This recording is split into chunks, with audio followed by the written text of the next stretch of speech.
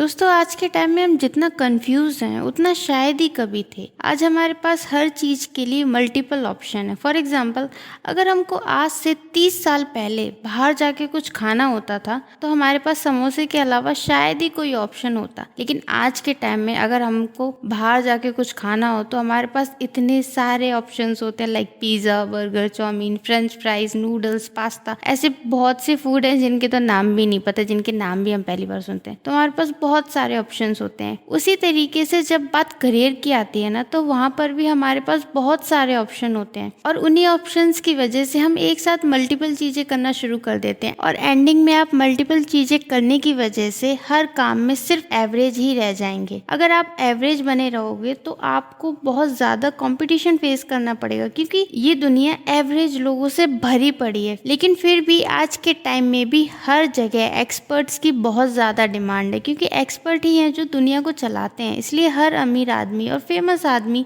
किसी न किसी चीज़ में एक्सपर्ट होता है। जैसे कि बिल गेट्स टेक्नोलॉजी के एक्सपर्ट हैं, रोनाल्डो एंड मेसी फुटबॉल के एक्सपर्ट हैं, जैसे विराट कोहली क्रिकेट के एक्सपर्ट हैं, जैसे वॉरेन बफेट इन्वेस्टिंग में एक्सपर्ट हैं। और इसी तरीके से हर अमीर और फेमस आदमी किसी न किसी चीज़ में एक्सपर्ट होता है और उसे अपनी लाइफ में उस चीज़ में एक्सपर्ट बनने में बहुत ज़्यादा टाइम लगा होता है। उसने बहुत मेहनत की हुई होती है, तब वो एक्सपर्ट बनता है। वहीं एक मेडिकल इंसान जो होता है वो कोई भी नया ट्रेंड आए या फिर कोई भी न्यू चीज़ आती है उसको तुरंत फॉलो करने लगता है। लेकिन जो सक्सेसफुल लोग होते हैं वो सिर्फ और सिर्फ एक ही चीज़ पर ध्यान देते हैं और उसी में एक्सपर्ट बनते हैं। So firstly hey guys, I am Anamika, welcome back to my YouTube channel. तो कैसे हैं आप लोग? आई होप आप सभी लोग फिट एंड फाइन होंगे। तो आज मैं एक ऐसी बुक का एक रिव्यू करने जा रही हूँ जिस बुक का नाम है द वन थिंग। ये बुक आपको कम टाइम में ज्यादा काम करने के रूल्स बताती है और ये हमें बताती है कि सक्सेसफुल लोग सिर्फ इसीलिए सक्सेसफुल हुए क्योंकि वो एक ही इंपॉर्टेंट काम करते हैं और उसमें एक्सपर्ट बनते हैं, ना कि बहुत सारे काम करके सिर्फ एवरेज रह जाते हैं। तो इस बुक में मैं आपके साथ कुछ चैप्टर शेयर करूंगी। आई होप आपको पसंद आए। इस बुक का रिव्यू स्टार्ट करने से पहले तो अगर आपने मुझे अभी तक इंस्टाग्राम पे फॉलो नहीं किया है तो वहाँ पे प्लीज जाके कर लीजिए। वहाँ पे मैं वैसे बुक से रिलेटेड बहुत सारा ज्ञान देती रहती हूँ, सो प्लीज जाके कर लीजिए। तो चलिए स्टार्ट करते हैं। तो रशिया में एक बहुत फेमस कहावत है, if you chase 2 rabbits you will not catch either one.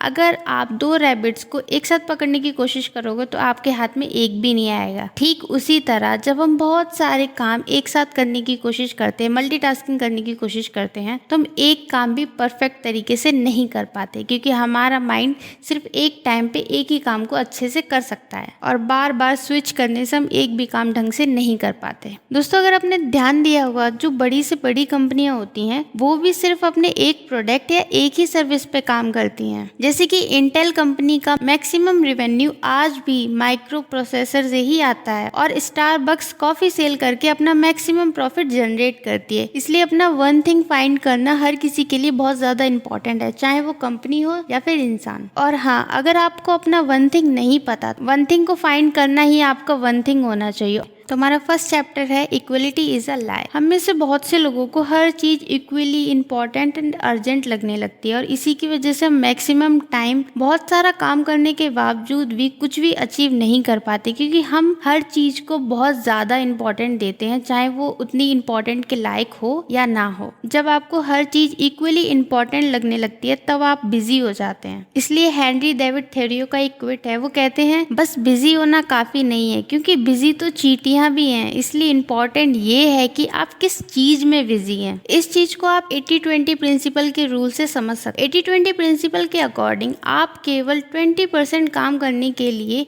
80% result produce करते हो और आपका 80% काम 20% रिजल्ट प्रोड्यूस करता है। इसलिए पूरे दिन बिजी रहने से अच्छा है कि बस वो 20% काम करें जिससे आपको 80% रिजल्ट मिलते हो। मीन्स आपको अपना पूरा फोकस उस 20% काम में लगाना है, 80% काम में नहीं। फिर आप देखना इसके रिजल्ट कितने बेहतरीन होंगे। सो हमारा सेकंड है मल्टीटास्किंग इज अ लाई। आजकल हम लोग मल्टीटास्किंग वर्ड को एक बहुत ही कूल और फैसिनेटिंग मानते हैं। हम लोगों को ये लगता है कि मल्टीटास्किंग करने से ना हम अपना बहुत सारा टाइम बचा लेते हैं, लेकिन ऑथर के अकॉर्डिंग मल्टीटास्किंग ना तो एफिशिएंट है और ना ही इफेक्टिव। और हम जिसे मल्टीटास्किंग कहते हैं ना, वो असल में स्विचिंग होता है, क्योंकि जब आप मल्टीटास्किंग करते हो तो आप एक साथ 2 काम नहीं कर सकते, बल्कि एक काम से दूसरे काम पर लगातार स्विच करते रहते हो। फॉर एग्जाम्पल, अगर आप कार ड्राइव करते हो और मोबाइल यूज़ करते हो तो आप ड्राइविंग और मोबाइल दोनों को एक साथ नहीं चला सकते और आप अपना फोकस लगातार स्विच करते रहते हो।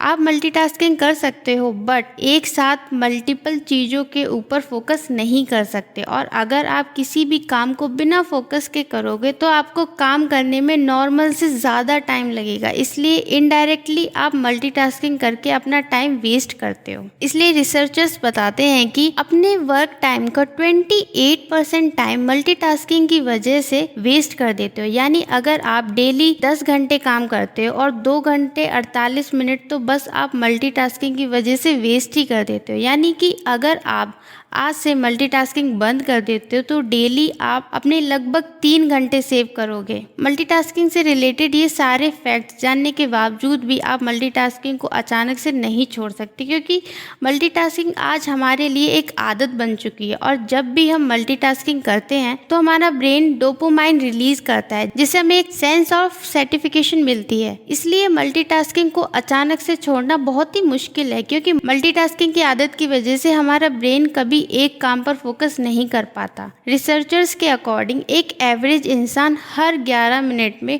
डिस्ट्रैक्ट होता है और फिर वो अपने दिन का 1/3 टाइम बस खुद को डिस्ट्रैक्शन से रिकवर करने में ही लगा देता है। तो थर्ड चैप्टर हमारा चूज हैबिट नॉट डिसिप्लिन। दोस्तों, जब भी हम किसी सक्सेसफुल इंसान को देखते हैं तो हमें लगता है कि वो बहुत ज़्यादा डिसिप्लिन्ड है, लेकिन सच बात तो ये है कि उन्होंने ऐसी हैबिट बिल्ड की है कि उन्हें अब डिसिप्लिन में रहने की कोई ज़रूरत नहीं है। इसी तरह अगर आप अच्छी आदत डेवलप करते हो तो आपको भी डिसिप्लिन रखने की कोई ज़रूरत नहीं पड़ेगी। आपका सारा काम एक मोमेंटम में अपने आप ही होता चला जाएगा। लेकिन इसका मतलब ये नहीं है कि आपको डिसिप्लिन की बिल्कुल ज़रूरत नहीं है, आपको उसकी ज़रूरत है, लेकिन बस हैबिट बिल्ड करने के लिए। ऑथर के अकॉर्डिंग कोई भी हैबिट बिल्ड करने के लिए 18 डेज से लेकर 254 डेज तक लग सकते हैं। ये टाइम पीरियड इस पे डिपेंड करता है कि आपके लिए वो काम कितना ज़्यादा ईजी या डिफ़िकल्ट है। ऑथर कहते हैं कि कोई भी हैबिट बिल्ड करने के लिए आपको 18 डेज से लेकर 254 डेज लग सकते हैं। ये टाइम पीरियड इस पे डिपेंड करता है कि आपके लिए वो काम करना कितना ईजी या डिफ़िकल्ट है। लेकिन फिर भी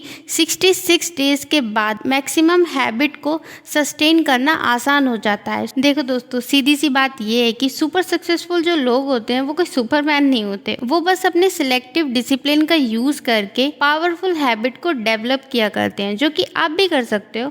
आपको बस इस बात का ध्यान रखना है कि कभी भी अचानक से मल्टीपल हैबिट डेवलप करने की कोशिश ना करें, बल्कि एक एक करके लगातार अच्छी हैबिट्स को डेवलप करें। क्योंकि कोई भी पॉजिटिव हैबिट एडॉप्ट करने के लिए आपको विल पावर की ज़रूरत होती है। जिस तरीके से हमारे मोबाइल में एक लिमिटेड बैटरी होती है, बाइक में लिमिटेड ऑयल होता है और कार में लिमिटेड गैस होती है, उसी तरीके से एज अ ह्यूमन हमारे पास डेली लिमिटेड विल पावर होती है। इसलिए हमें डेली सबसे पहले वो काम करने चाहिए जो कि हमारे वन थिंग से रिलेटेड हो और हमको सबसे ज़्यादा रिजल्ट ला कर दें। फॉर एग्जाम्पल, मान लीजिए कि आप एक आर्टिस्ट हैं, तो आपके लिए वो एक काम अपने आर्ट की प्रैक्टिस करना हो सकता है, और अगर आप एक स्टूडेंट हैं तो आपके लिए वो एक काम अपने सब्जेक्ट की पढ़ाई करना हो सकता है। अगर आप एक यूट्यूबर हैं तो आपके लिए एक वीडियो पोस्ट करना आपका एक काम हो सकता है।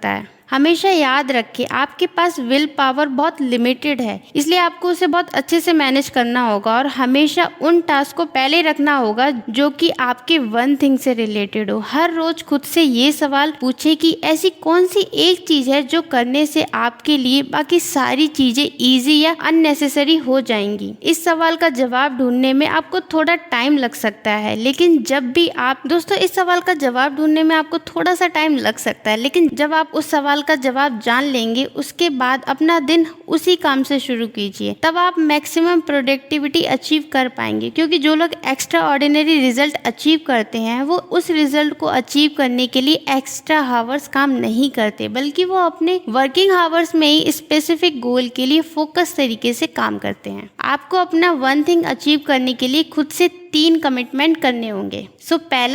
पहला है follow the path of mastery. मतलब किसी भी फील्ड में एक्स्ट्रा ऑर्डिनरी रिजल्ट अचीव करने के लिए आपको उस फील्ड में मास्टरी हासिल करनी होगी। और मास्टरी कोई भी 1 या 2 दिन की प्रैक्टिस से हासिल होने वाली चीज नहीं है, बल्कि मास्टरी के लिए आपको कोई भी चीज 10,000 आवर्स तक प्रैक्टिस करनी होगी। और जितनी जल्दी आप ये 10,000 आवर्स की प्रैक्टिस कर लेते हैं, उतनी ही जल्दी आप अपने फील्ड में एक्सपर्ट बन जाओगे। इसलिए जब भी आप किसी छोटी उम्र वाले इंसान को सक्सेसफुल होते हुए देखते हो, तब आपको समझ जाना चाहिए कि उसने इस काम में एक्सपर्ट बनने के लिए कितनी छोटी उम्र से स्टार्ट किया होगा। जैसे कि फेसबुक के सीईओ मार्क जकरबर्ग 23 साल की एज में ही बिलियनर बन गए थे। इसके लिए उन्होंने 10 साल की एज से ही कोडिंग और प्रोग्रामिंग सीखना शुरू कर दिया था। तो अगर आप भी डेली 4 आवर वीक में 5 डेज एंड ईयर में 50 वीक अपने वन थिंग पे काम करते हो, तो आप बड़े आराम से 10 साल बाद किसी भी फील्ड में एक्सपर्ट बन जाओगे। बहुत सारे सक्सेसफुल लोग ये कहते हैं कि अगर आप उनकी सक्सेस के पीछे उनका हार्डवर्क और पेशेंस को देखोगे, तब आपको उनकी सक्सेस देखकर उतनी हैरानी नहीं होगी जितनी अब होती है। सेकंड है move from E to P. Entrepreneur mentality छोड़कर पर्पसफुल मेंटेलिटी अडॉप्ट करना। बहुत सारे लोग किसी भी काम में अपना बेस्ट देने की पूरी कोशिश करते हैं और उसे ही ऑथर एंटरप्रेन्योर मेंटेलिटी कहते हैं। Entrepreneur mentality extra ordinary result achieve करने के लिए काफ़ी नहीं है। ऑथर के अकॉर्डिंग आपको पर्पसफुल मेंटेलिटी अडॉप्ट करनी चाहिए, यानी किसी भी काम को इतने अच्छे से करो जितने अच्छे से वो किया जाना चाहिए, ना कि इतने अच्छे से कि जितना आप कर सकते हो। जब आप एंटरप्रेन्योर मेंटेलिटी से पर्पसफुल मेंटेलिटी की तरफ मूव करते हो, तब आप अपनी ही लिमिट्स को पुश करते हो। थर्ड है हमारा लिव द अकाउंटेबिलिटी साइकिल। जितना आप एफर्ट डालते हो और कैसे उसका रिजल्ट मिलता है, ये दोनों चीजें एक दूसरे से कनेक्टेड हैं। आपका रिजल्ट आपके एफर्ट को रिप्रेजेंट करता है एंड आपके एफर्ट आपके रिजल्ट को डिसाइड करते हैं कि जब आप खुद को रिजल्ट के लिए अकाउंटेबल मानते हैं, तभी आप अपने रिजल्ट को चेंज कर सकते हैं। क्योंकि जब आप खुद को रिजल्ट के लिए अकाउंटेबल मानते हैं, तब आप अपने डिजायर रिजल्ट को अचीव करने के लिए अपने एक्शन में चेंजेस करते हैं। और जब आप खुद को अकाउंटेबल नहीं मानते, तब आप सिचुएशन को ब्लेम करते हो और खुद को विक्टिम बना लेते हो। दोस्तों, एक चीज मैं आपसे कहना चाहती हूँ कि हम सबके अंदर टैलेंट है जो हम कर सकते हैं, वो कोई और दूसरा नहीं कर सकता। लेकिन उस टैलेंट का क्या फायदा अगर आप उस चीज को समझ ही ना पाओ। मेरा कहने का मतलब ये है कि अगर आपको अपना टैलेंट नहीं पता, तो उस चीज को फाइंड कीजिए। और आप उसमें टैलेंटेड तभी हो सकते हैं जब आप एक ही चीज पर ध्यान देंगे और उसी चीज पर प्रैक्टिस करेंगे। लाइक अगर कोई बच्चा है जिसको डांस पसंद है, तो वो बचपन से ही उस चीज की प्रैक्टिस करता है, तब जाकर कहीं बड़ा डांसर बनता है। तो वही चीज है कि एक्सपर्ट हम खुद नहीं होते, हमें एक्सपर्ट बनना पड़ता है, उसमें मेहनत करनी पड़ती है, तभी हम एक्सपर्ट बनते हैं। तो दोस्तों, आज के लिए इतना ज्ञान काफी है। तो मिलते हैं हमारी नेक्स्ट वीडियो में, तब तक के लिए बाय। और अपना प्लीज ख्याल रखना अच्छे से। ओके।